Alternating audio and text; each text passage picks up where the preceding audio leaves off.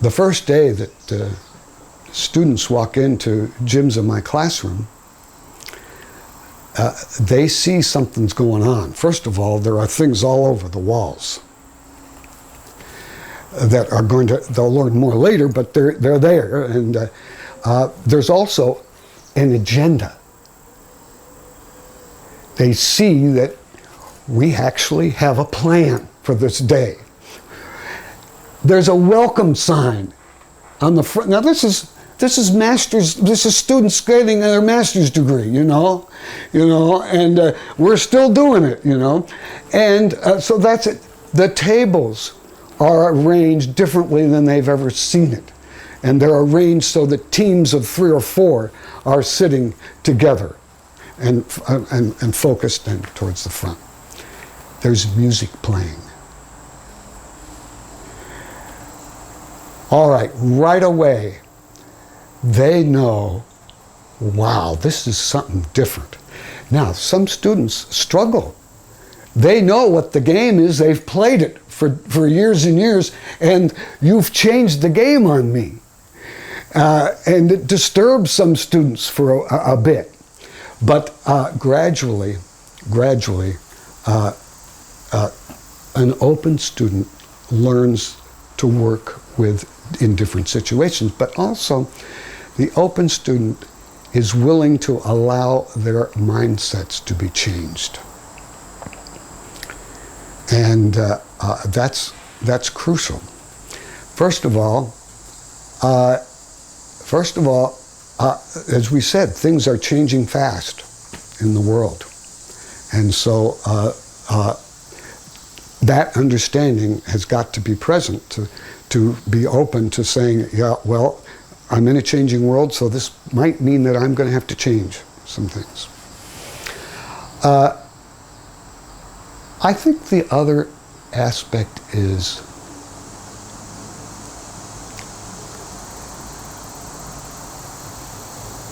asking the question, how is what I'm learning going to affect my life?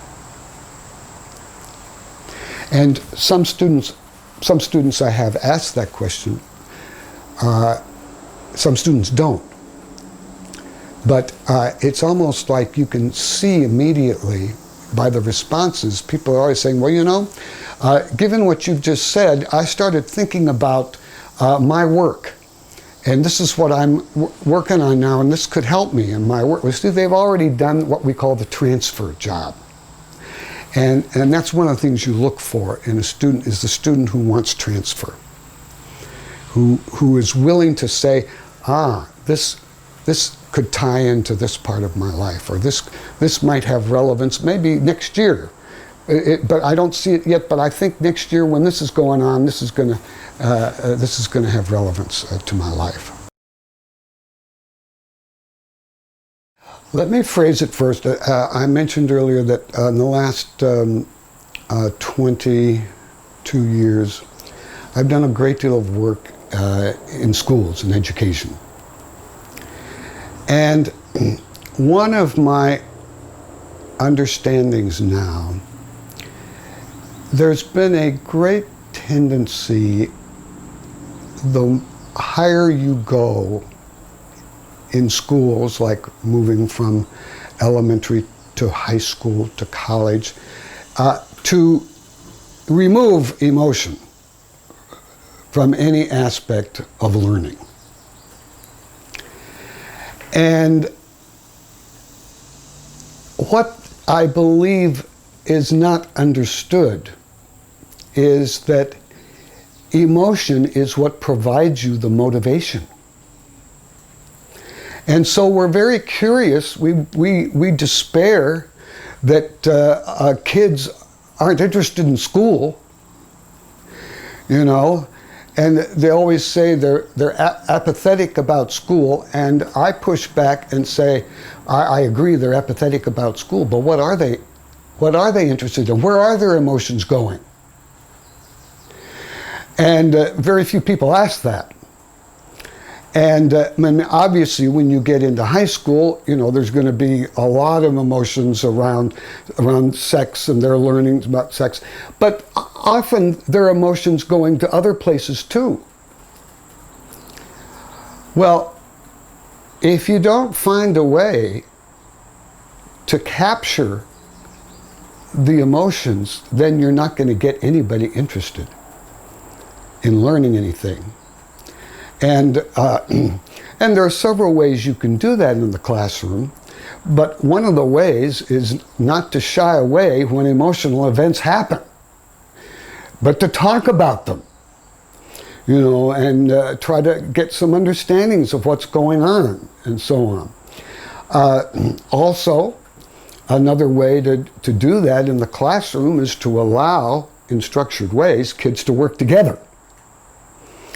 And when it's done well, it also adds a social component to the learning that can make it alive and come alive for them.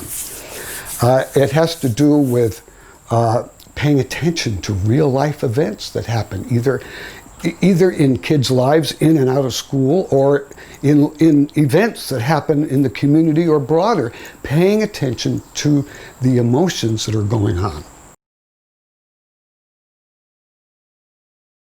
The emotions are what provide you the depth motivation to get into the life of the Spirit. And also, it feeds on your ability to be alert. To be awake is when you are connected to your emotions. And part of what we know about a life of the Spirit is you are awake. You're not just going through the motions. You are awake, paying attention with your whole being. And that's part of what it means to be in the Spirit journey. And then, of course, as I said earlier, very much one of the things you want to reflect on is what has been your emotional journey in the previous day. Where did you end up? Where are you? And paying attention to that as one of the steps to getting into, all right, what's really happening. If you're just going through the events of the day before and you're not paying attention to where the feelings really are, we already know this from our journey in the order that the data and the feelings allow you to provide the interpretation that helps you to make decisions. When you shortchange those emotions, one way or another, they're going to manifest themselves in maybe unhelpful ways. And so all of that is saying that the whole person is on the journey into the Spirit life. And if you neglect the emotional part, you are neglecting the whole person and what the whole person is about. And if you're not cognizant of where your feelings are and emotions are, you better believe they're going to come out again, perhaps down the road in unhelpful ways. The first step of a facilitator is you are here for this group, not for anybody else. And you are here to serve what the group needs. Not even what this individual or that individual needs, but what does the group as a whole need. And that's where you will bring your life in, or maybe examples in, not for your own benefit, but because you believe it will help the group. Secondly, you trust the group. A facilitator that doesn't trust that there's a lot of wisdom out there is not going to make it as a facilitator. And again, that's very different from a consultant. You hire a consultant to deliver information to you. Yes, the consultant may go around and learn something about the situation, but then you pay the consultant to deliver something to you that the consultant knows. So the facilitator is trusting that the real answers to whatever issues are involved lie in the group already. Now, let me tell you, what the facilitator then brings, and this is maybe the third part, is a lot of questions and tools and skills to enable all of that to happen. But the other thing I want to say is, yes, the facilitator walks in with a plan. Needless to say, the facilitator may alter that according to what gets presented. But the facilitator is skilled enough that the facilitator is not continually reading his plan. In other words, he is literally, his methods, his tools are in him enough that he really walks in front of that group and is totally responding at every second to the group itself. So that means that the tools, the skills, the methods are all second nature, and that doesn't happen in the first year of facilitating. And but that's what grows in the facilitator. So I talked about first, the facilitator, the group is the center. The group is the center. Secondly is that you trust the facilitator. And then thirdly, you have a lot of tools and skills that are second nature that allows you to use them, pull them out, and which means that maybe I'll ask a question that wasn't on my plan because the moment provided that question to me. And maybe I'll pull out a tool I hadn't planned to use because the moment said this is the time to use that. An extraordinary teacher is so comfortable with the material that this teacher knows what can be left out.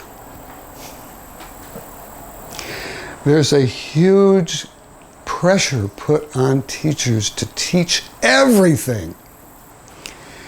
And what is really critical to teach is, yes, some of the information, but the concepts that are underneath that data, the concepts that will remain longer than 1724 or 1851 that this happened, and so on. And that's one of the things that a teacher needs to be able to do. The second thing a teacher needs to be able to do is to have a screen that helps the teacher see the intelligences in every one of her students. Now, this comes from the work of Howard Gardner in Multiple Intelligences, where he lays out, at this point, 8 intelligences. He toys around with the 9th one, but he's not ready to really declare it. And it's a framework that is much broader than many teachers bring to the classroom. Many teachers bring, yes, I've got to teach language, and I've got to teach math. That's it, that's it. And the school, even the test scores are geared for what Gardner calls the verbal linguistic or the mathematical logical. Now, Gardner says there are 6 more that we're often ignoring in the school. And there's actually a school in Indianapolis that is built on the 8 intelligences, that has used those every day in a student's life, and has used the visual spatial, has used the musical rhythmic, has used the bodily kinesthetic, has used the intrapersonal and the interpersonal and the naturalist. And now, bottom line, in this culture, we have to be skilled at the verbal linguistic, at the language, reading and writing. We have to be skilled in mathematics. That's absolutely true. And these days of the computer, it's even more important. But the question might be raised, how do you use, let's say you've got a kid who is fabulous at the visual spatial, how do you use those gifts to help him learn what he needs to learn? You got a kid who's a sports guy. Well, teach your stuff using sports images, you know? And you've got the kid who is into drama. Well, use that drama in the classroom. Use music in the classroom. Use artwork in the classroom. Every classroom, to speak to all of these intelligences and make that classroom come alive. And there are teachers who are doing that today. You know, elementary school teachers and kindergarten teachers could teach a lot to high school teachers. I don't say this directly when I'm working with high school teachers, but you know, they know that you use all these different tools to get a lesson across. And you don't just say things the same way. You say it one way, and then you do it another way, and you do it a third way, and hope that one of those ways maybe gets through. You know, and you use things. You use things with the hands. I'm learning a lot of things that I call foldables. You fold things up in a certain way, and then you help kids take notes on that. Well, many kids don't know how to take notes today. Well, so you guide them through, you know, and you do this little foldable, and you fill these things out and all that. They have it permanently with them. It has their name on it too, and they carry it with them and use it. I mean, those are just some of the things you do. You get chart paper out, and you have them use what's called a graphic organizer, and that they put information on this. Well, you know, we knew a lot about images 40 years ago, didn't we? It still works. And anyway, those are some of the things that when you have a good teacher, that I was in a classroom teaching something else, but using this classroom, I took pictures on my iPhone of this classroom, because every place you looked in that classroom had things that were supporting what the teacher was trying to do. I mean, charts and stuff like that, and some very personal things from some of the students who were up there, and there were even things hanging from the ceiling and stuff. I mean, I would have loved to have been in her classroom just to see what was going on, because you knew stuff was happening in that class. And you can see it when you walk into, the first thing I look for when I walk into a classroom is how are the seats arranged. And if you've got rows, you know there's something wrong in that classroom. You want to see, you'd like to see small tables, but even if it's seats that are just pulled together, that gives you a clue that this teacher knows something. I was teaching in a parochial school in Laredo, Texas. And I went into the classroom of one of the nuns who was 83 years old, and she was still teaching. And I walked into that classroom, and the chairs, 3 or 4 chairs were pulled together. Now, I'm making an assumption here, but I'm saying she's got it. She's onto something. She knows that kids learn a lot when they're working together. I often say that sometimes a kid may say exactly what you have said 20 times as a teacher, but because it's the kid saying it, the other kid listens. It may irritate you, but that's the truth. That it comes from the mouth of a peer.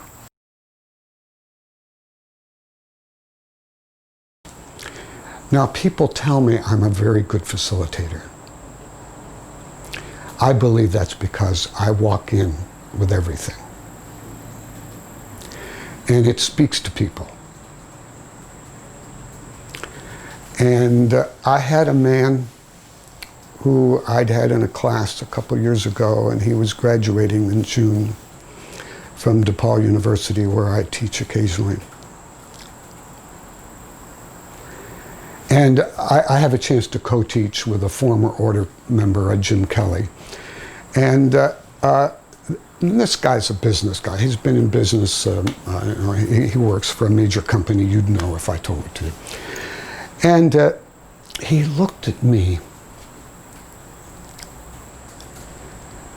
and his eyes were moist. And he said, I hope you and Jim know how many lives you have transformed.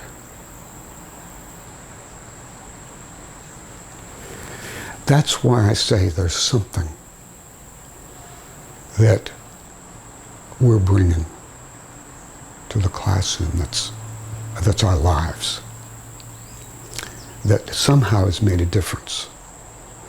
I mean, those people, some of them will say our course was the best course they'd had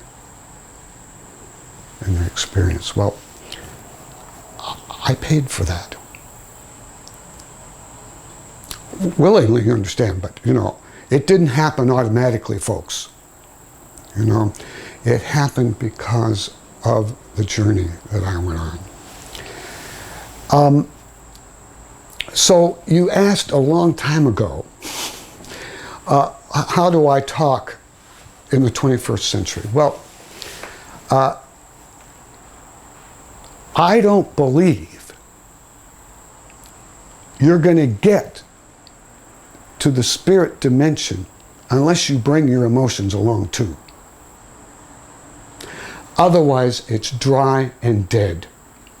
All you have are maybe intellectual ideas, but you're not bringing life. And today, people want to hear life. Real life talking. Now, but it has to be, you talk about the spirit dimension, it has to be profoundly saying yes to the life you have. If you can't say yes, then you're not going to bring the spirit dimension into it. It took me more than 2 decades to emotionally say yes. To say, actually, maybe I could not be the facilitator I am without the experience I had as a child. That's what helps me. That's what helps me be alert. I had to watch every move my mother made. There are times she came after me with a knife. And I had to make sure I knew when those moments happened. I would see it in her eyes, and I could therefore save myself and also save my sister from being harmed. Well, I look out over a group. I have a bit of an alertness. I don't even think it's totally conscious, but I have an alertness about what's going on because of my experience as a child. I have an alertness in a one-to-one conversation. I have an alertness with a group of people out of that experience that allows me to speak to whatever that is and to maybe make sure that I'm doing something facilitating that helps us get through that, helps us address that in some way.